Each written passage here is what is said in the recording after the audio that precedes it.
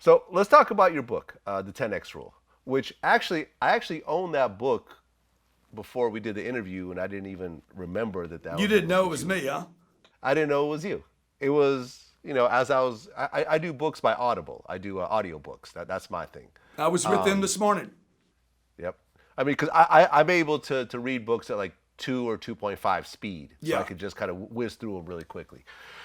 So, I mean, very interesting book. How many copies have you sold so far of this book? I don't know. I think the audio downloads and the video far exceed the books, though. Okay.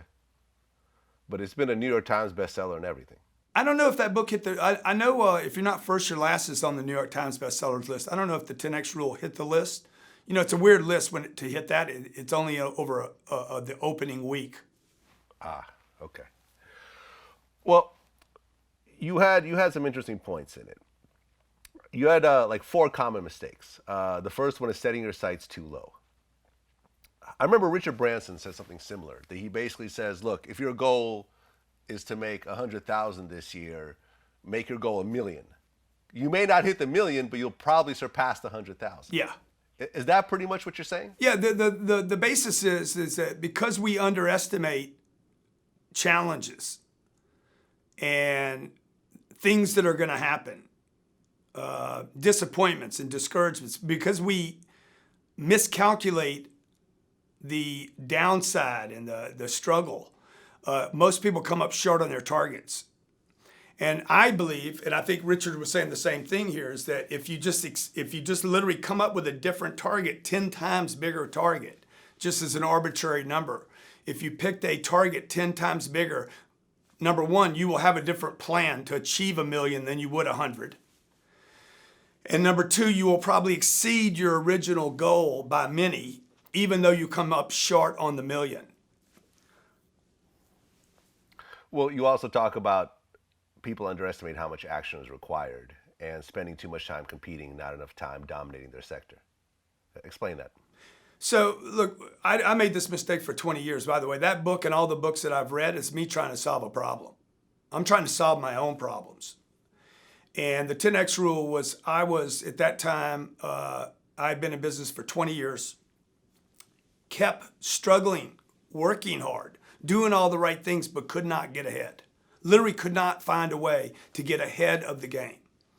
And felt like I was always a little behind, not sure about what I was doing. So the premise there is,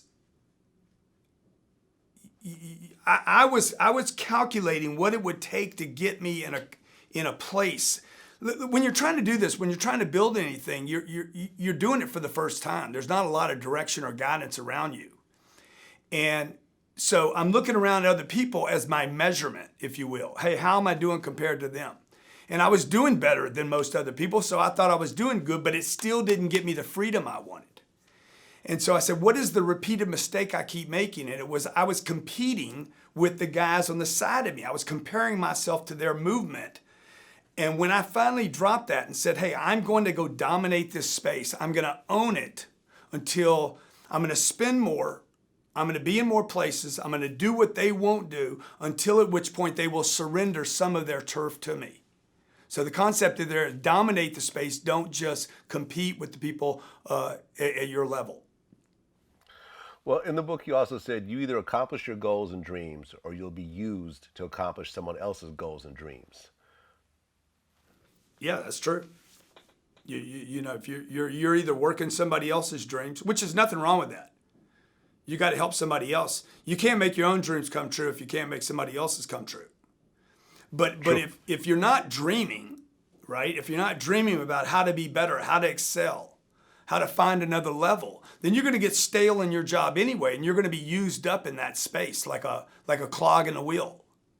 You just be consumed by the system. So the person that is always valuable in the system of the economic system is the person that's continually to create, outcreate, and then deliver more than they promised whoever they're around, whether it's an investor, the boss, until at which point the boss or the investor says, hey, let's give you a new position here.